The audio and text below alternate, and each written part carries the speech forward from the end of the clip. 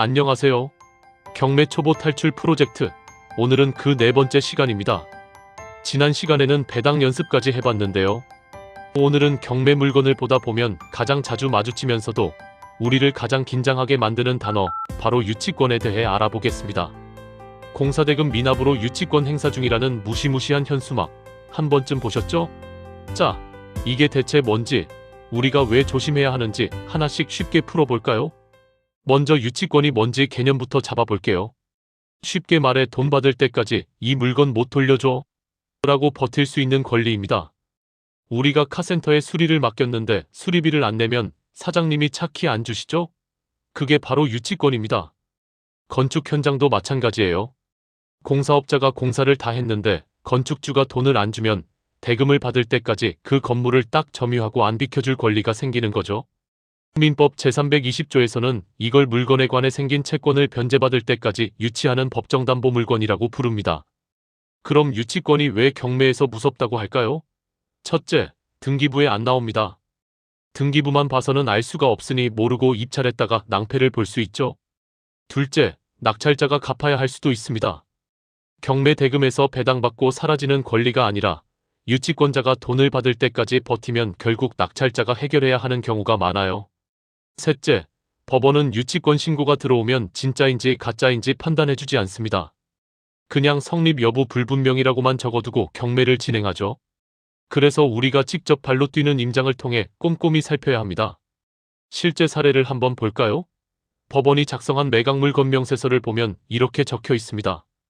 주식회사 땡땡이 4억 원의 유치권을 신고했으나 소명 자료는 없음, 혹은 여러 업체가 신고했지만 농협으로부터 유치권이 없다는 판결문이 제출됨.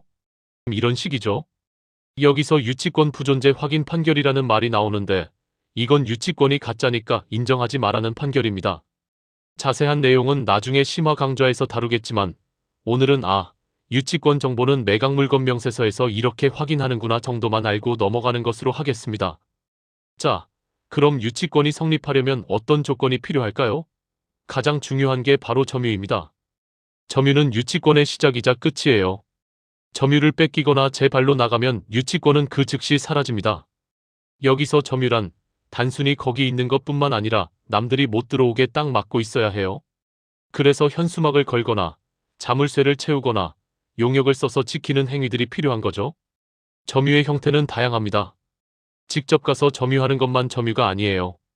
경비업체와 계약해서 CCTV로 관리해도 점유로 인정받을 수 있습니다. 또 여러 공사업체가 팀을 짜서 공동점유를 하기도 하죠.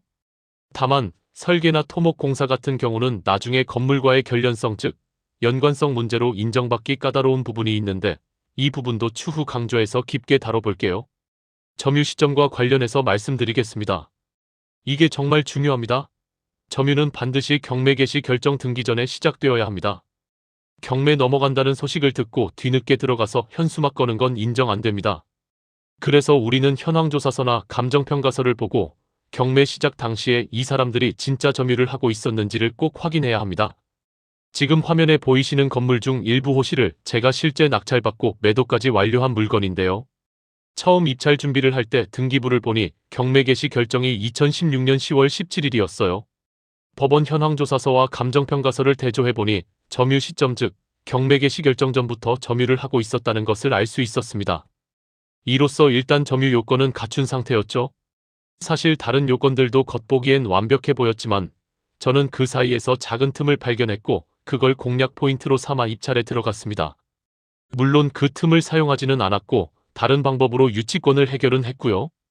여러분도 이렇게 날짜를 통한 점유 시점 확인이 유치권 분석의 첫걸음이라는 걸 꼭 기억하셨으면 좋겠습니다. 점유의 계속성과 관련해서 말씀드리겠습니다. 24시간 내내 있을 필요는 없지만 낮엔 있고 밤엔 잠가두는 정도는 되어야 하죠.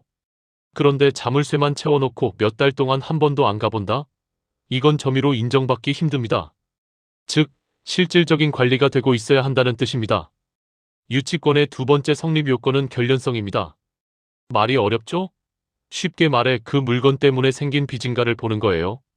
A 건물 공사비를 못 받았다고 아무 상관없는 B 건물을 점유하면 안 된다는 거죠. 특히 토지 경매에서 주의할 점은 건물 짓겠다고 공사계약을 하고는 땅 파는 기초공사만 하다가 중단됐다면 유치권이 부정되는 판례가 많습니다. 물론 세상에 완벽한 창과 방패는 없겠죠? 예외적인 상황도 있기에 우리가 공부를 해야 하는 겁니다. 그 창과 방패의 싸움은 이후 강좌에서 더 깊게 다뤄볼게요. 결련성 즉 연관성과 관련해서 판례를 더 볼까요? 호텔 외벽에 간판 설치한 대금. 이건 건물 없어도 간판만 떼어낼 수 있죠? 그래서 건물에 대한 유치권으로 인정 안 되는 경우가 많습니다. 건축 자재를 예로 들어보면 시멘트, 모래를 납품한 대금도 마찬가지예요. 이건 자재 대금일 뿐이지 건물 자체에 대한 공사비로 보지 않는다는 대법원 판결이 있습니다. 그리고 이건 임차인분들 꼭 기억했으면 하는 내용인데요. 보증금 못 받았다고 유치권 주장할 수 있을까요? 안 됩니다. 보증금이나 권리금은 건물 자체에서 생긴 빚이 아니라 사람 즉 임대인과 임차인 사이의 계약 문제거든요. 또 임대인이 수리 안 해줘서 생긴 손해배상 청구권으로도 유치권 주장은 어렵다는 게 법원 판단입니다. 유치권 성립 요건의 세 번째, 돈 받을 때가 되었느냐입니다. 당연한 소리 같지만 공사계약서상 아직 잔금 치를 날짜가 안 됐는데 미리 가서 유치권 주장하는 건 안 됩니다. 반드시 채권의 변제기가 돌아와야 유치권이 성립합니다. 마지막으로 유치권 배제 특약이 없어야 합니다. 만약 계약서에 나는 나중에 유치권을 주장 안 하겠다는 조항이 있다면 유치권을 주장할 수 없습니다. 특히 상가에서 임대차 계약서를 쓸 때 원상복구한다는 조항 넣으시죠? 대법원은 이 조항이 있으면 유치권을 포기한 것으로 봅니다. 실무에서 유치권이 깨지는 가장 큰 이유 두 가지가 바로 이 유치권 배제 특약과 아까 말씀드린 경매 기입 등기 후 점유입니다. 자, 오늘은 경매의 복병 유치권에 대해 아주 핵심만 짚어봤습니다. 등기부에 없다고 겁먹지 마시고 오늘 배운 4가지 요건을 하나씩 대입해 보시길 바랍니다. 다음 시간에는 드디어 경매 기초 강좌의 마지막 시간입니다.